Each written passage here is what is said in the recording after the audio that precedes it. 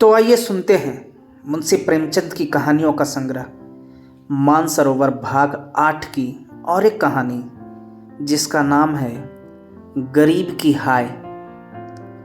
मुंशी राम सेवक भौवें चढ़ाए हुए घर से निकले और बोले, इस जीने से तो मरना भला है।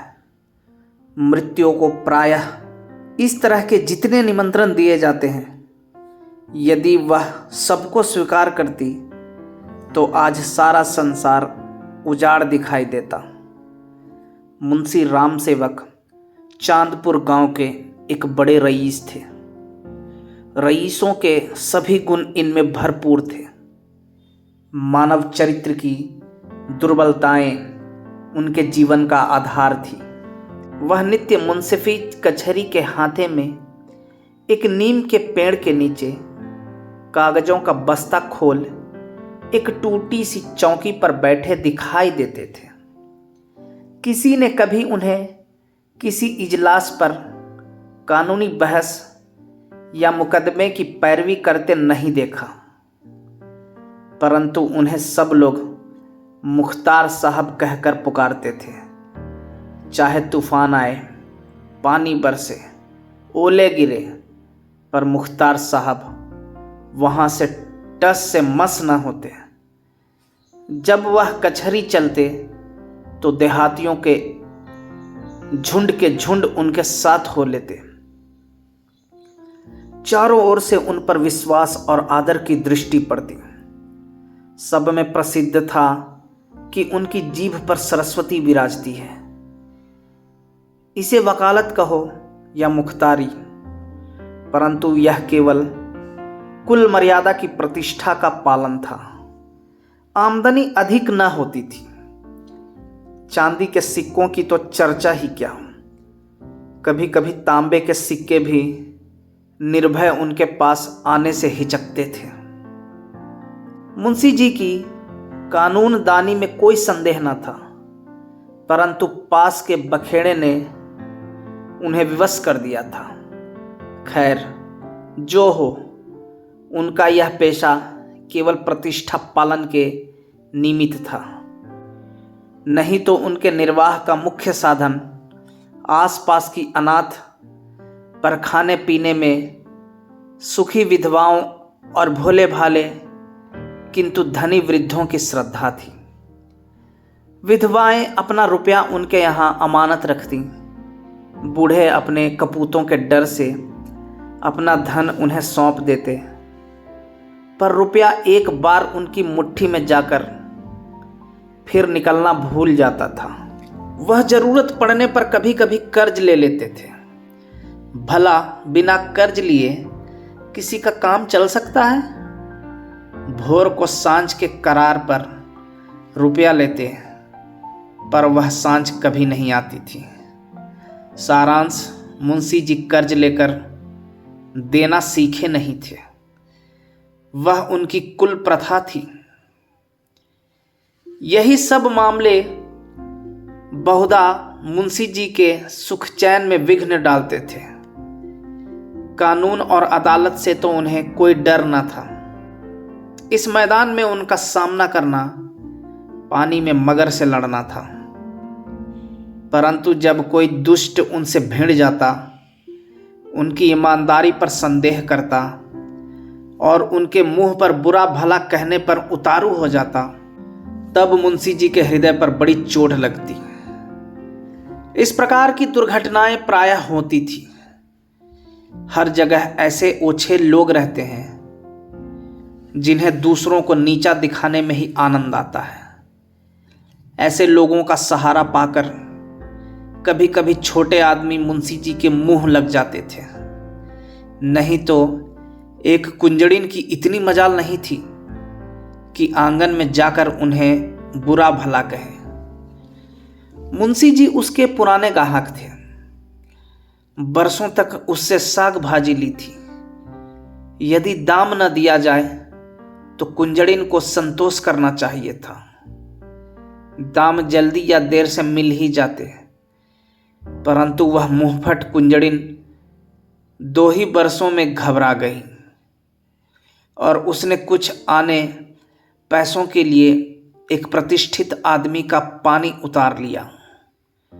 झुंझलाकर मुंशी जी अपने को मृत्यु का कलेवा बनाने पर उतारू हो गए, तो इसमें उनका कुछ दोष न था। इसी गांव में मूंगा नाम की एक विधवा ब्राह्मणी रहती थी। उसका पति ब्रह्मा की काली पलटन में हवलदार था और लड़ाई में वहीं मारा गया। सरकार की ओर से उसके अच्छे कामों के बदले मूंगा को 500 रुपये मिले थे। विधवा स्त्री, जमाना नाजुक था। बेचारी ने सब रुपए मुंशी राम सेवक को सौंप दिए और महीने महीने थोड़ा थोड़ा उसमें से मांग कर अपना निर्वाह करती रही। मुंशी जी ने यह कर्तव्य कई वर्ष तक तो बड़ी ईमानदारी के साथ पूरा किया, पर जब बूढ़ होने पर भी मूंगा नहीं मरी और मुंशी जी को यह चिंता हुई कि शायद उसमें से आधी रकम भी स्वर्ग यात्रा के लिए नहीं छोड़ना चाहती, तो एक दिन उन्होंने कहा, मूंगा, तुम्हें मरना है या नहीं? साफ साफ कह दो कि मैं अपने मरने की फिक्र करूं। उस दिन मूंगा की आंखें खुली, उसकी नींद टूटी। बोली, मेरा हिसाब कर दो। हिसाब का चिट्ठा तैयार था। अमानत में अब एक कौड़ी बाकी न थी। मूंगा ने बड़ी कड़ाई से मुंशी जी का हाथ पकड़कर कहा, अभी मेरे 250 रुपये तुमने दबा रखे हैं, मैं एक कौड़ी भी न छोड़ूंगी। परंतु अनाथों का क्रोध पटाखे की आवाज है, जिससे बच्चे डर जाते हैं और असर कुछ नहीं होता। अदालत में उसका कुछ जोर न था, न लिखा पढ़ी थी, न हिसाब किताब। हाँ, पंचायत से कुछ आसरा था। पंचायत बैठी, कई गांव के लोग इकट्ठा हुए। मुंशी जी नीयत और मामले के साफ थे। उन्हें पंचों का क्या डर। सभा में खड़े होकर पंचों से कहा, भाइयों, आप लोग सत्यनारायण और कुलीन हैं। मैं आप सब साहबों का दास हूं।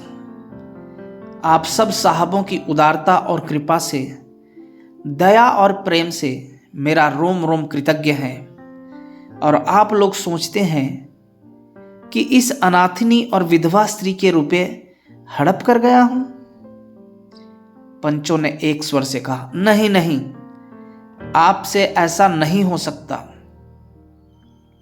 राम सेवक, यदि आप सब सज्जनों का विचार हो कि मैंने रुपए दबा लिए, तो मेरे लिए डूब मरने के सिवा और कोई उपाय नहीं।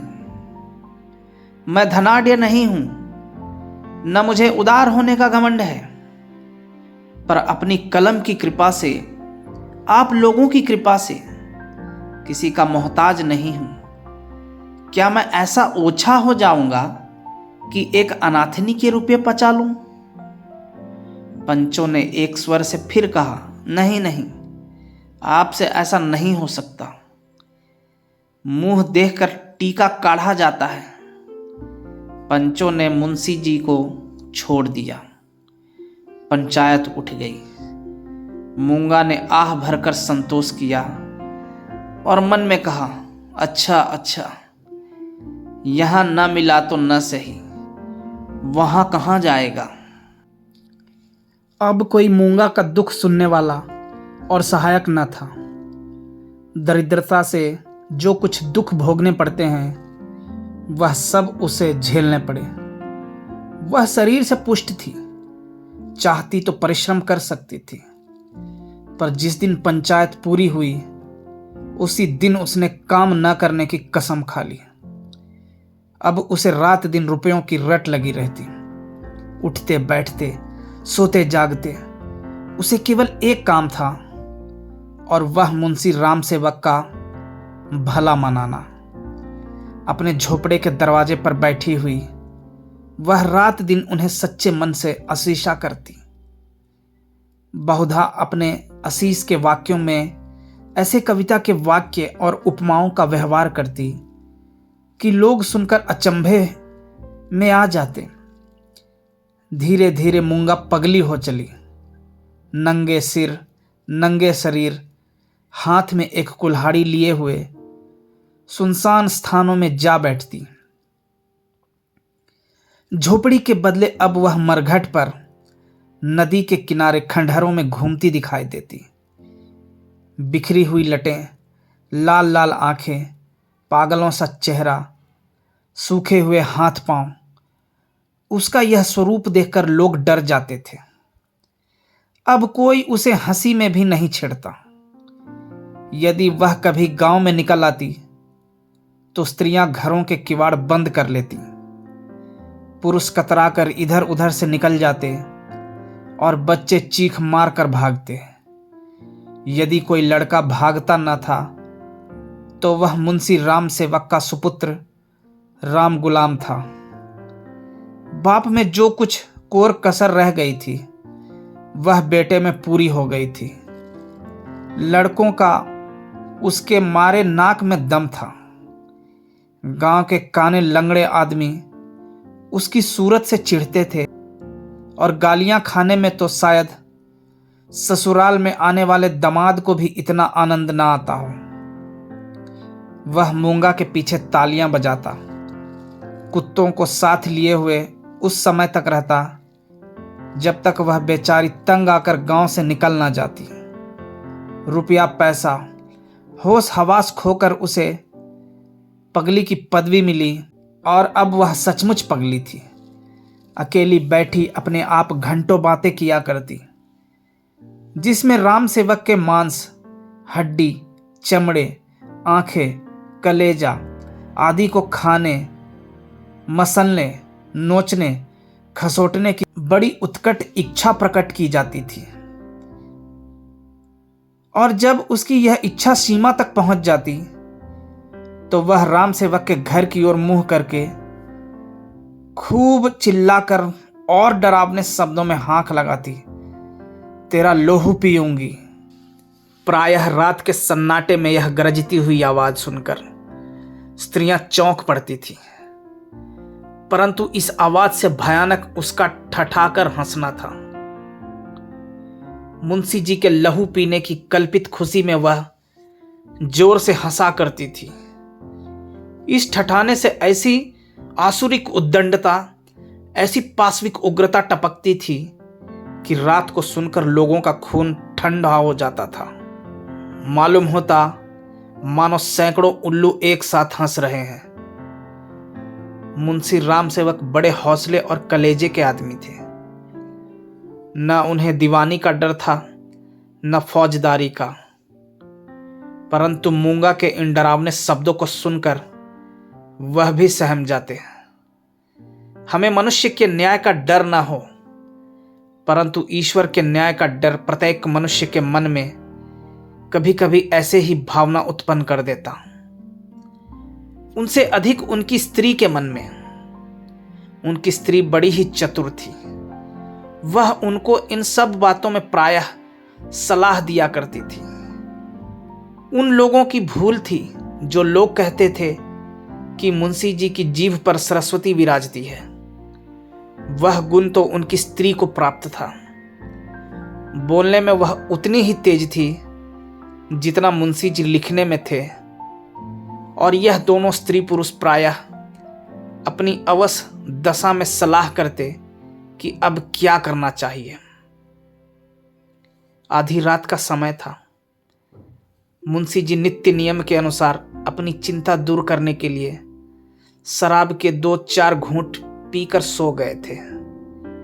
एकाएक मूंगा ने उनके दरवाजे पर आकर जोर से हांक लगाई, तेरा लहू पीऊंगी, और खूब खिलखिलाकर हंसी।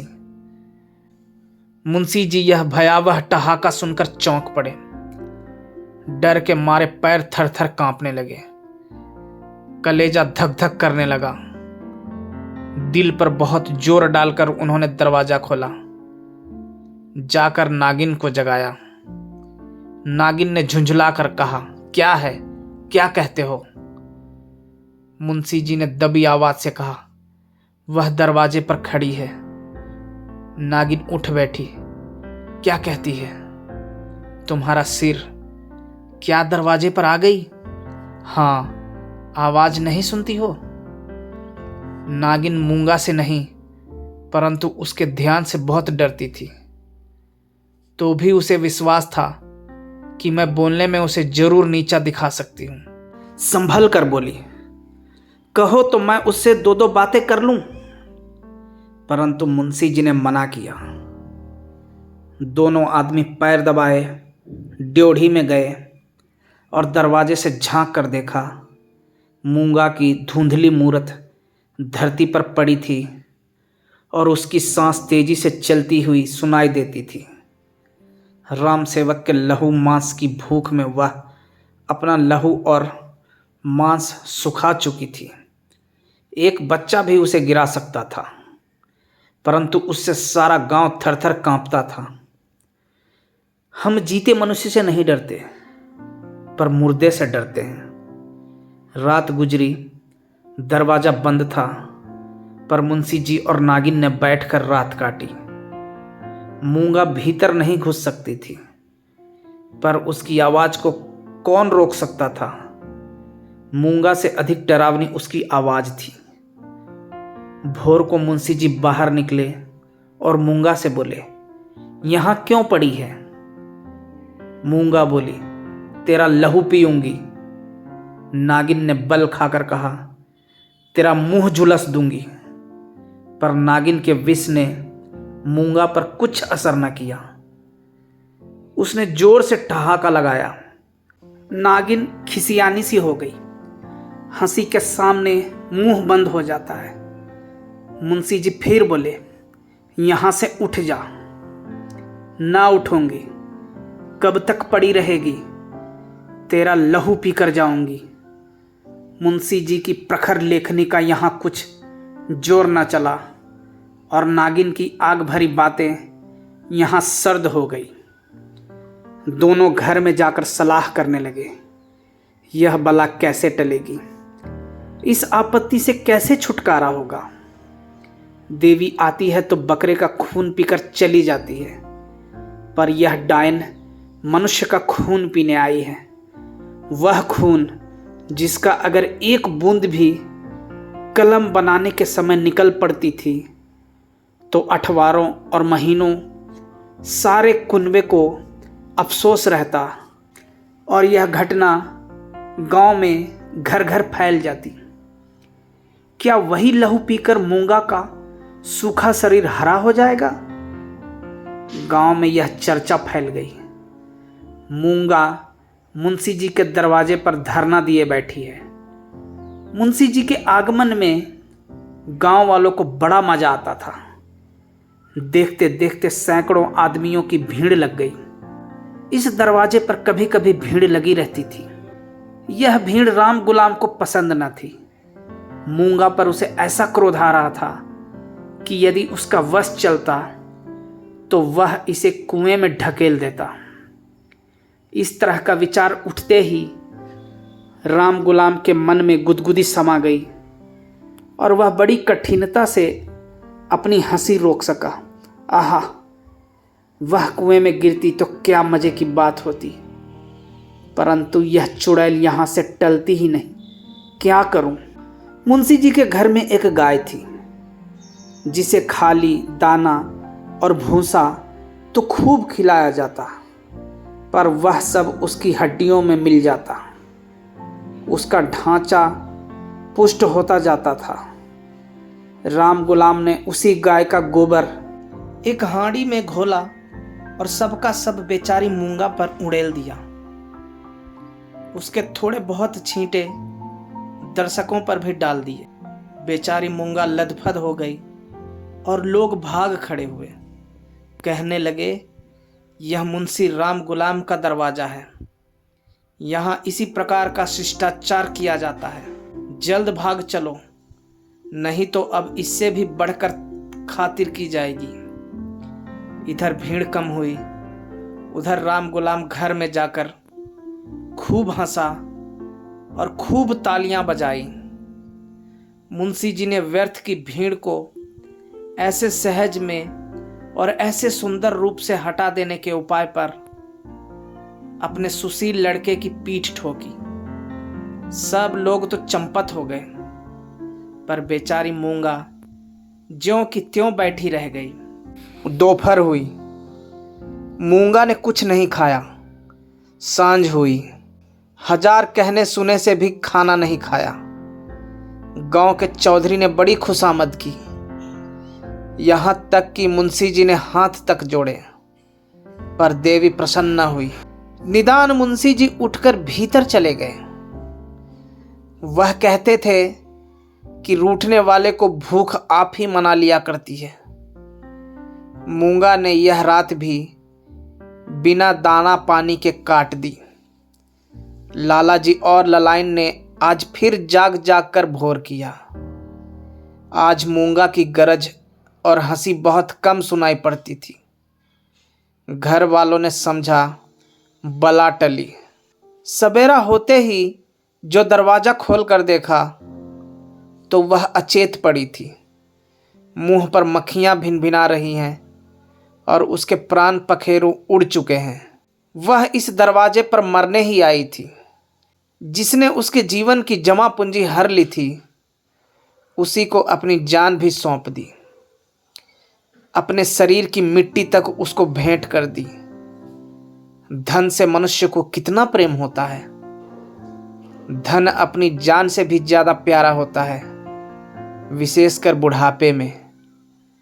ऋण चुकाने के दिन ज्यों-ज्यों पास आते जाते हैं, त्यों-त्यों उसका ब्याज बढ़ता जाता है। यह कहना यहाँ व्यर्थ है कि गांव में इस घटना से कैसी हलचल मची और मुंशी राम सेवक कैसे अपमानित हुए। एक छोटे से गांव में ऐसी असाधारण घटना होने पर जितनी हलचल हो सकती, उससे अधिक ही हुई। मुंशी जी का अपमान जितना होना चाहिए था, उससे बाल बराबर भी कम न हुआ। उनका बचा खुचा पानी भी इस घटना से चला गया। अब गांव का चमार भी उनके हाथ का पानी पीने का, उन्हें छूने का रवादार न था। यदि किसी घर से कोई गाय खूंटे पर मर जाती है तो वह आदमी महीनों द्वार द्वार भी भीख मांगता फिरता है। न नाई उसकी हजामत बनावे, न कहार उसका पानी भरे, न कोई उसे छुए। यह गौ हत्या का प्रायश्चित था। ब्रह्म हत्या का दंड तो इससे भी कड़ा है और इसमें अपमान भी बहुत है। मूंगा यह जानती थी और इसलिए इस दरवाजे पर आकर मरी थी। वह जानती थी मैं जीते जी तो कुछ नहीं कर सकती, मरकर उससे बहुत कुछ कर सकती हूं। गोबर का उपला जब जलकर खाक हो जाता है, तब साधु संत उसे माथे पर चढ़ाते हैं। पत्थर का ढेला आग में जलाकर आग से अधिक तीखा और मारक होता है। मुंशी राम सेवक कानून अंधा थे। कानून ने उन पर कोई दोष नहीं लगाया था। मूंगा किसी कानूनी दफा के अनुसार नहीं मरी थी। ताजिरात हिंद में उसका कोई उदाहरण नहीं मिलता था। इसलिए जो लोग उनसे प्रायश्चित करवाना चाहते थे, उनकी भारी भूल थी। कुछ हर्ज नहीं, कहार पानी न भरे न सही, वह पानी भर लेंगे। अपना काम आप करने में भला लाज ही क्या। बला से नाई बाल ना बनावेगा, हजामत बनाने का काम ही क्या है। दाढ़ी बहुत सुंदर वस्तु है। दाढ़ी मर्द की शोभा और श्रृंगार है, और जो फिर बालों से ऐसी घिन होगी तो एक एक आने में तो अस्तूरे मिलते हैं। धोबी कपड़े ना धोएगा, इसकी भी कुछ परवाह नहीं। साबुन तो गली गली कौड़ियों के मोल आता है। एक बट्टी साबुन में दर्जनों कपड़े ऐसे साफ हो जाते हैं जैसे बगुले के पर। धोबी क्या खाक ऐसा साफ कपड़ा धोएगा? पत्थर पर पटक पटक कर कपड़ों का लता निकाल लेता है। आप पहने, दूसरों को भाड़े पर पहनाए, भट्टी में चढ़ाए, रेह में भिगोए, कपड़ों की तो दुर्गति कर डालता है। जब ही तो कुर्ते 2-3 साल से अधिक नहीं चलते, नहीं तो दादा हर 5वें बरस 2-3 अचकन और 2 कुर्ते बनवाया करते थे। मुंशी राम सेवक और उनकी स्त्री ने दिन भर तो यूं ही कहकर अपने मन को समझाया। सांझ होते ही उनकी तर्कनाएं शिथिल हो गईं। अब उनके मन पर भय ने चढ़ाई की। जैसे जैसे रात बीतती थी, भय भी बढ़ता जाता था। बाहर का दरवाजा भूल से खुला रह गया था, पर किसी की हिम्मत न पड़ती थी कि जाकर बंद तो कराए। निदान नागिन ने हाथ में दिया लिया, मुंशी जी ने कुल्हाड़ा, राम गुलाम ने गणासा। इस ढंग से तीनों आदमी चौंकते हिचकते दरवाजे पर आए। यहां मुंशी जी ने बहादुरी से काम लिया। उन्होंने निधड़क दरवाजे से बाहर निकलने की कोशिश की। कांपते हुए पर ऊंची आवाज में नागिन से बोले, तुम व्यर्थ डरती हो, वह क्या यहां बैठी है? पर उनकी प्यारी नागिन ने उन्हें अंदर खींच लिया और झुंझला कर बोली, तुम्हारा यही लड़कपन तो अच्छा नहीं। यह दंगल जीतकर तीनों आदमी रसोई के कमरे में आए और खाना पकने लगा, परंतु मूंगा उनकी आंखों में घुसी हुई थी। अपनी परछाई को देखकर मूंगा का भय होता था। अंधेरे कोने में मूंगा बैठी मालूम होती थी। वही हड्डियों का ढांचा, वही बिखरे हुए बाल, वही पागलपन, वही डरावनी आंख। मूंगा का नख सीख दिखाई देता था। इसी कोठरी में आटे दाल के कई मटके रखे हुए थे। वहां कुछ पुराने चीथड़े भी पड़े हुए थे।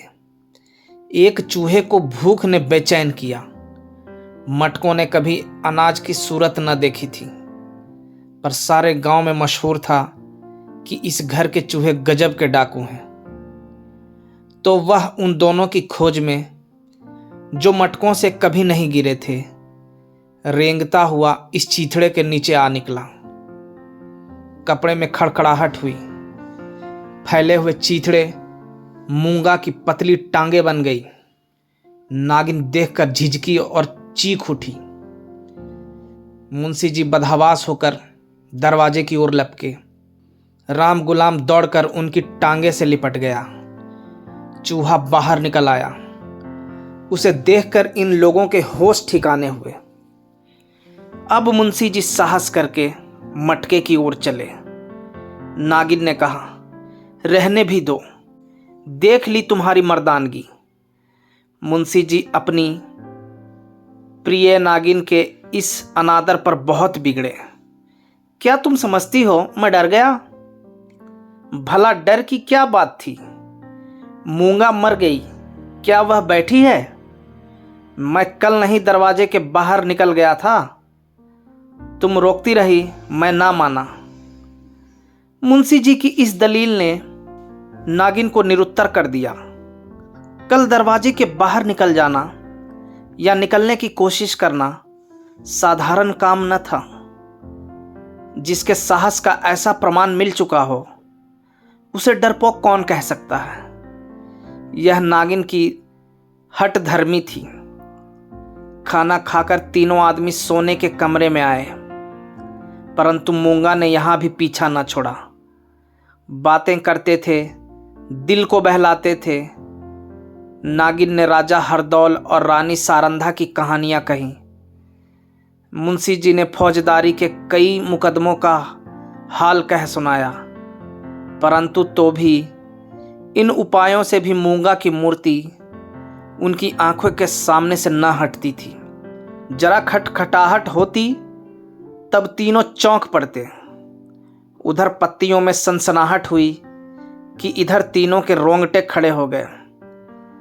रह रहकर एक धीमी आवाज धरती के भीतर से उनके कानों में आती थी, तेरा लहू पीऊंगी। आधी रात को नागिन नींद से चौंक पड़ी। वह इन दिनों गर्भवती थी।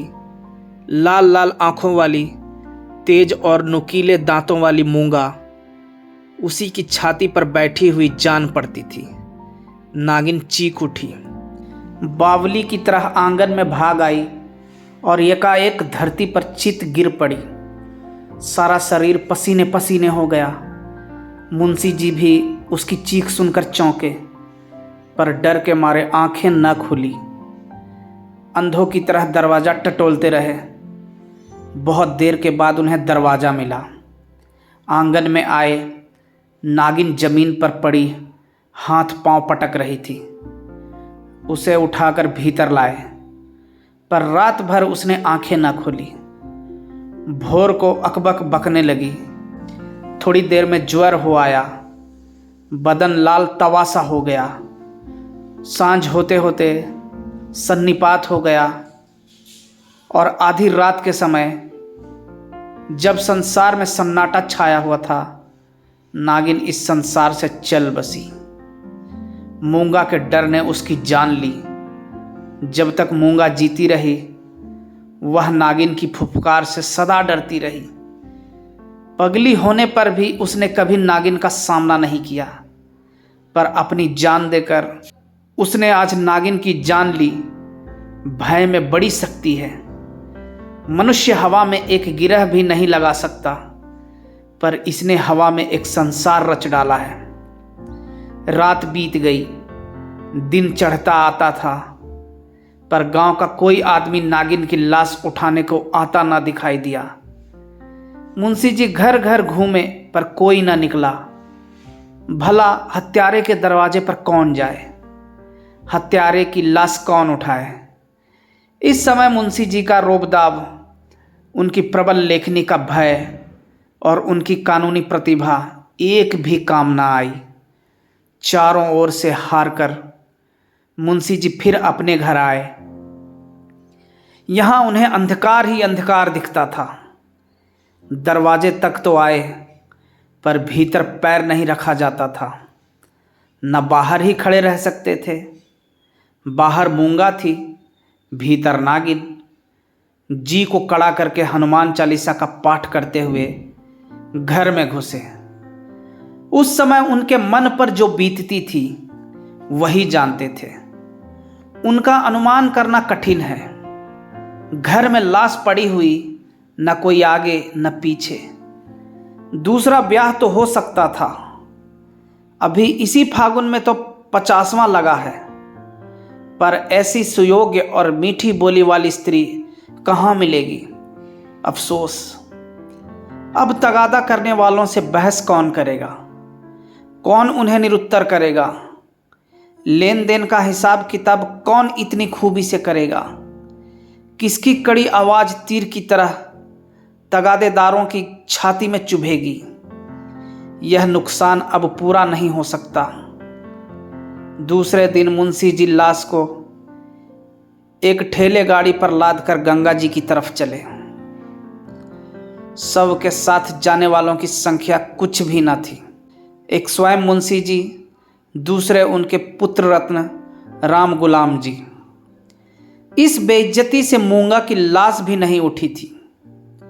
मूंगा ने नागिन की जान लेकर भी मुंशी जी का पिंड ना छोड़ा। उनके मन में हर घड़ी मूंगा की मूर्ति विराजमान रहती थी। कहीं रहते उनका ध्यान इसी ओर रहा करता था। यदि दिल बहलाव का कोई उपाय होता तो शायद वह इतने बेचैन ना होते, पर गांव का एक पुतली भी उनके दरवाजे की ओर ना झांकता था। बेचारे अपने हाथों पानी भरते, आप ही बर्तन धोते। सोच और क्रोध, चिंता और भय, इतने शत्रुओं के सामने एक दिमाग कब तक ठहर सकता? विशेषकर वह दिमाग जो रोज रोज कानून की बहसों में खर्च हो जाता था। अकेले कैदी की तरह उनसे 10-12 दिन तो ज्यों त्यों कर कटे। 14वें दिन मुंशी जी ने कपड़े बदले और बोरियां बस्ता लिए हुए कचहरी चले। आज उनका चेहरा कुछ खिला हुआ था। जाते ही मेरे मुवक्किल मुझे घेर लेंगे, मेरी मातम पुरशी करेंगे। मैं आंसुओं की 2-4 बूंद गिरा दूंगा। फिर बैनामों, रहमानों और सुलहनामों की भरमार हो जाएगी। मुट्ठी गर्म होगी। शाम को जरा नशे पानी का रंग जम जाएगा, जिसके छूट जाने से जी और भी उचाट हो रहा था। इन्हीं विचारों में मग्न मुंशी जी कचहरी पहुंचे, पर वहां रहमानों की भरमार और बैनामों की बाढ़ और मुवक्किलों की चहल पहल के बदले निराशा की रेतीली भूमि नजर आई। बस्ता खोले घंटा बैठे रहे, पर कोई नजदीक भी ना आया। किसी ने इतना भी ना पूछा कि आप कैसे हैं। नए मुवक्किल तो खैर, बड़े बड़े पुराने मुवक्किल जिनका मुंशी जी से कई पीढ़ियों से सरोकार था, आज उनसे मुंह छिपाने लगे। वह नालायक और अनाड़ी रमजान, जिसकी मुंशी जी हंसी उड़ाते थे और जिसे शुद्ध लिखना भी ना आता था, गोपियों में कन्हैया बना हुआ था। वाह रे भाग्य! मुवक्किल यूं मुंह फेरे चले जाते हैं मानो कभी की जान पहचान ही नहीं। दिन भर कचहरी की खाक छानने के बाद मुंशी जी अपने घर चले। निराशा और चिंता में डूबे हुए ज्यों ज्यों घर के निकट आते थे, मूंगा का चित्र सामने आता जाता था। यहां तक कि जब घर का द्वार खोला और 2 कुत्ते, जिन्हें राम गुलाम ने बंद कर रखा था, झटपट बाहर निकले तो मुंशी जी के होश उड़ गए। एक चीख मारकर जमीन पर गिर पड़े। मनुष्य के मन और मस्तिष्क पर भय का जितना प्रभाव होता है, उतना और किसी शक्ति का नहीं। प्रेम, चिंता, निराशा, हानि, यह सब मन को अवश्य दुखित करते हैं। यह हवा के हल्के झोंके हैं और भय प्रचंड आंधी है। मुंशी जी पर इसके बाद क्या बीती मालूम नहीं। कई दिन तक लोगों ने उन्हें कचहरी जाते और वहां से मुरझाए हुए लौटते देखा। कचहरी जाना उनका कर्तव्य था, और यद्यपि वहां मुवक्किलों का अकाल था, तो भी तगादे वालों से गला छुड़ाने और उनको भरोसा दिलाने के लिए अब यही एक लटका रह गया था। इसके बाद वह कई महीने तक दिख न पड़े, बद्रीनाथ चले गए। एक दिन गांव में एक साधु आया, भभूत रमाए, लंबी लंबी जटाएं, हाथ में कमंडल। इसका चेहरा मुंशी राम सेवक से बहुत मिलता जुलता था। बोलचाल भी अधिक भेद न था। वह एक पेड़ के नीचे धूनी रमाए बैठा रहा। उसी रात को मुंशी राम सेवक के घर धुआं उठा। फिर आग की ज्वाला दिखने लगी और आग भड़क उठी। गांव के सैकड़ों आदमी दौड़े, आग बुझाने के लिए नहीं, तमाशा देखने के लिए। एक गरीब की हाय में कितना प्रभाव है। राम गुलाम मुंशी जी के गायब हो जाने पर अपने मामा के यहाँ चला गया और वहां कुछ दिनों रहा, पर वहां उसकी चाल ढाल किसी को पसंद ना आई। एक दिन उसने किसी के खेत में मूली नोची। उसने 2-4 धौल लगाए। उस पर वह इस तरह बिगड़ा कि जब उसके चने खलिहान में आए तो उसने आग लगा दी। सारा का सारा खलिहान जलकर खाक हो गया।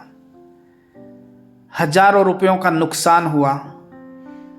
पुलिस ने तहकीकात की, राम गुलाम पकड़ा गया। इसी अपराध में वह चुनार के रिफॉर्मेटरी स्कूल में मौजूद है। धन्यवाद।